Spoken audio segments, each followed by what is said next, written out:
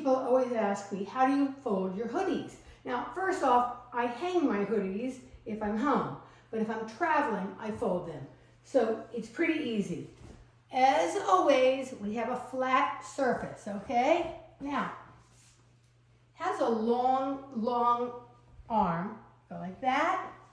I fold them in toward one another, all right? It's very important that you do this neatly. It takes a minute once you get used to it.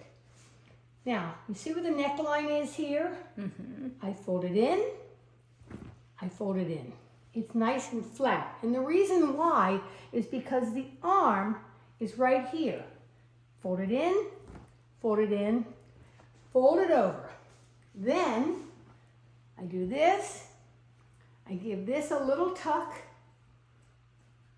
and there you go, a perfect hoodie fold.